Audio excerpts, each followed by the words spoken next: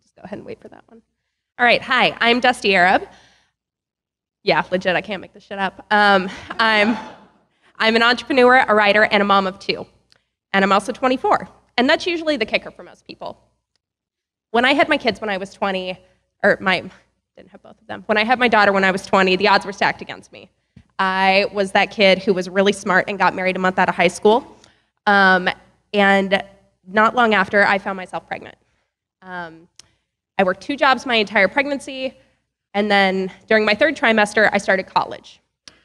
My finals were on my due date, but my daughter was gracious enough to wait to come, 4 days later. As you can imagine, I'm not your average mom. So I suffered debilitating postpartum depression. I got divorced, and I attempted suicide. Obviously, it didn't work. Stepping into motherhood was a massive struggle for me. So I had no support. I had no support, and I'm not the only person out there who's been in this situation before. I had no female role models to turn to, so I started a quest, and I went through and looked at all the books.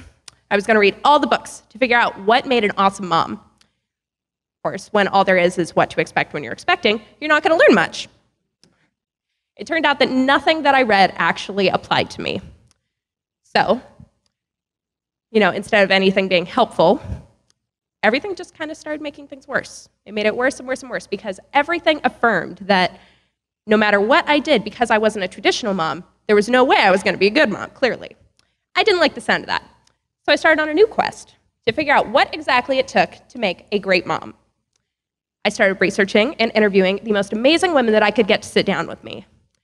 About 50 so far, and I've discovered a handful of things that I'm going to share with you now. So there are 3 major problems when you're stepping into motherhood. There's the triple threat, which I'll explain here in a minute. There are our cultural myths, also explain in a minute, and the stories that we tell ourselves. So the triple threat that almost every mother goes through: insecurity, isolation, and identity. So with all the fears of being like or unlike our mothers, or trying to be as good as the mom next door who appears to have her shit all together when her house is just as messy as yours is, and just trying to do things right, it's no wonder we feel insecure. It's mass media all over again. You already know that. With isolation, we are more connected than we have ever been. And yet, instead of using the social networks to actually connect with each other, most of the time we don't. We propagate the same cultural myths that we've been fed, like supermom. There are 3 myths here that I'd like to elaborate a little bit on. First is the myth of obligation. Usually this goes something like, I would love to do X, but I can't because I'm Y. This is the excuse myth. So I cannot be a writer because I'm a mom and I don't have time. It's bullshit. It's bullshit. Second myth, the myth of the rescue. The myth of the rescue is talking about anything that someone or something out there is going to save you. It's not going to happen. And the third myth, I can't remember. I knew that was going to happen. All right. The third piece of that is the stories that we tell ourselves. The stories that we tell ourselves matter so much. And the more that I wrote and the more that I researched, I discovered that oftentimes the stories we tell ourselves aren't actually accurate. They're the stories that we think about ourselves. They're the stories society is telling us. And then there are the hero stories that we're actually aspiring to. And those are really the stories we need to be telling, especially about the story of motherhood. So, the conclusion I've come to is that the most rebellious thing you can do as a mom or a dad is maintain your individual identity. Now, why is that?